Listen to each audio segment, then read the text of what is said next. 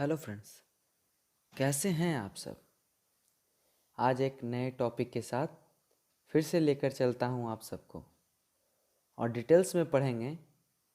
आज हम पढ़ने वाले हैं दोस्तों मोहम्मद गौरी के बारे में। तो गौरी को जानने से पहले उसका इतिहास जान लेते हैं।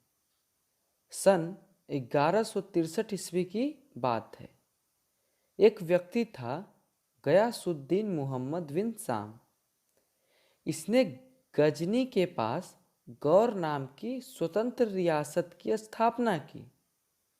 और इससे पहले पता ही होगा, गजनी के पास ही गजनी वंश की स्थापना हुई थी, जो कि अलप्तगीन ने की थी, जिसके बारे में हमने मोहम्मद गजनी के काल में पढ़ा था पिछले क्लास में। हाँ, तो इसी गयासुद्दीन मोहम्मद बिन साम का भाई था शिहाबुद्दीन मोहम्मद बिन साम। इसी का नाम था मोहम्मद गौरी। गयासुद्दीन मोहम्मद बिन साम के बाद मोहम्मद गौरी 1173 ईस्वी में गौर की गद्दी पे बैठा। इसका उद्देश्य था साम्राज्य विस्तार करना। तो बात है आक्रमण की। 1175 ईस्वी को गौरी ने भारत पर मुल्तान में प्रथम आक्रमण किया और विजयी हुआ। 1176 ईस्वी में सिंध में उच्च जगह पे हमला करके उसको जीत लिया और कब्जा कर लिया। 1178 ईस्वी में गुजरात के पाटन पर आक्रमण किया। उस वक्त गुजरात में राजा राज करते थे भीम द्वितीय या मूलराज द्वितीय। ये युद्ध आबू पर्वत के निकट हुआ था। इस युद्ध में मोहम्मद गौरी की हार हुई थी और भीम द्वितीय जीत गए थे। मोहम्मद गौरी की ये पहली हार थी।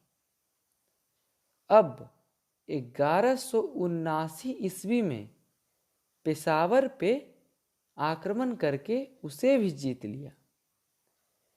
1181 ईस्वी में लाहौर को हासिल कर लिया। 1189 ईस्वी में मोहम्मद गौरी ने भटिंडा पे कब्जा कर लिया।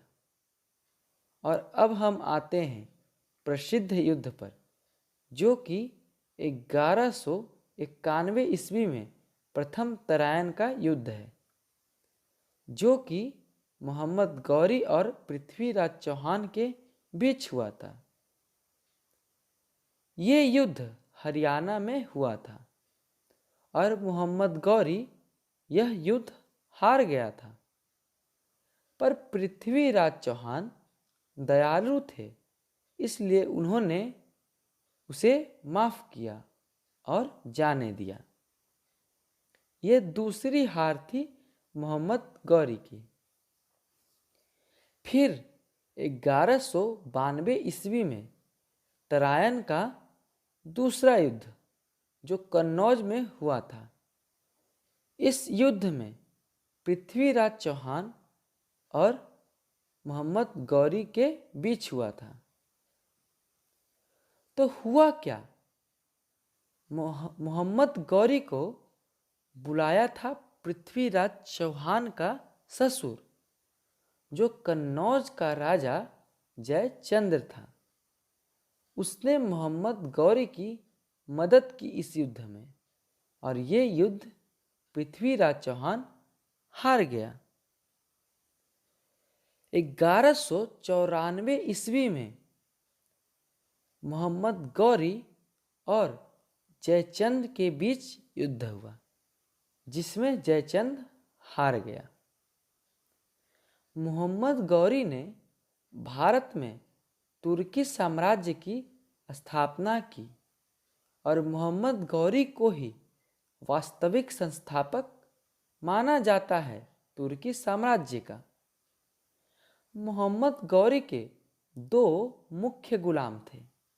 तो पहला कुतुबुद्दीन ऐबक, जो गुलाम वंश का संस्थापक भी था, वो हम दिल्ली सल्तनत में पढ़ेंगे।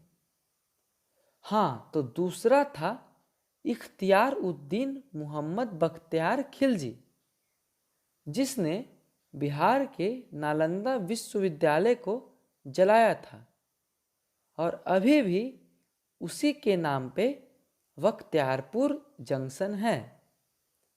हाँ, तो आते हैं मोहम्मद गौरी पे। मोहम्मद गौरी खोखरो जनजाति को दबाने के लिए पुनः वापस आया।